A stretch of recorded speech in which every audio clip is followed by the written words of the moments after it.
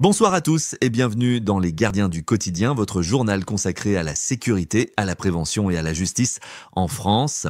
C'est une scène qui aurait pu tourner au drame. Dans la nuit du 5 octobre, à Paris, une femme de 67 ans a échappé de justesse à une tentative de viol près de la gare du Nord. Son agresseur présumé, un homme tunisien de 27 ans, en situation irrégulière. Selon Le Parisien, il aurait proposé à la victime de la raccompagner avant de la tirer par les cheveux, la frapper au visage et tenter de lui arracher ses vêtements. Heureusement, un couple de passants a entendu les cris et est intervenu immédiatement. La femme du couple a même poursuivi le suspect et contribué à le maîtriser avant l'arrivée de la police. Le suspect nie les faits, évoquant son état d'ivresse, mais il a été mis en examen pour tentative de viol et écroué, un acte de courage salué par la police, qui a déclaré « Sans l'intervention de ces témoins, ce drame aurait très probablement abouti à un viol ».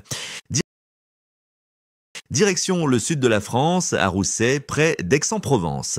Le 4 octobre, une femme de 94 ans a été sauvée in extremis d'une tentative de viol grâce à ses deux aides-soignantes. Vers 11h30, en entrant comme chaque matin dans la maison de leur patiente, elle découvre l'horreur, leur protégée, nue sur son lit, agressée sexuellement par un homme également dénudé. Les soignantes réagissent immédiatement. Elles font fuir l'individu et alertent les secours. Le suspect, âgé de 35 ans, est arrêté 3 heures plus tard dans un bar de la commune.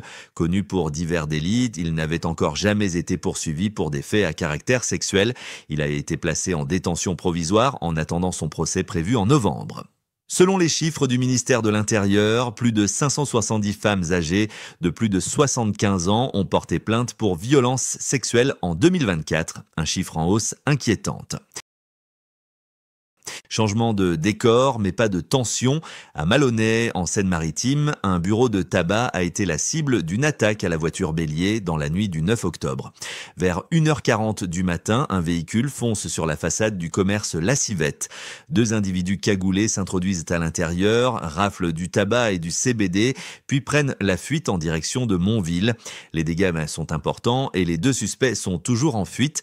Une enquête a été ouverte pour vol en bande organisée et dégradation volontaire, un mode opératoire devenu fréquent dans certaines régions où les tabacs, souvent considérés comme un petit commerce facile, subissent de plein fouet la criminalité. Enfin, à Rouen, le tribunal correctionnel a jugé ce lundi une affaire aussi absurde qu'humiliante. Un étudiant de 26 ans, contrôlé ivre en pleine nuit avec un rétroviseur de voiture à la main, a été interpellé pour dégradation. Mais lors de sa garde à vue, il a littéralement baissé son pantalon et fait l'hélicoptère avec ses parties intimes devant les policiers. Il a aussi tiré les cheveux d'une fonctionnaire de police avant d'être maîtrisé par ses collègues. À l'audience, le jeune homme a déclaré ne se souvenir de rien, évoquant son alcoolisation massive et son agression supposée après une soirée étudiante. Le tribunal l'a condamné à 4 mois de prison avec sursis simple. Un fait divers qui, au-delà du ridicule, pose la question du respect de l'uniforme et de la dégradation du rapport à l'autorité. Des agressions évitées de justesse, des citoyens courageux, des forces de l'ordre sur tous les fronts.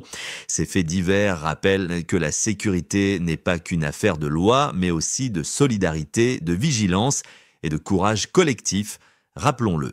Intervenir sans se mettre en danger, prévenir rapidement les secours et ne jamais banaliser une agression quelle qu'elle soit, c'est aussi ça, être gardien du quotidien. Merci à tous de nous avoir suivis, on se retrouve demain pour de nouvelles actualités. D'ici là, restez vigilants et surtout, n'hésitez pas à partager vos expériences ou vos conseils en commentaire.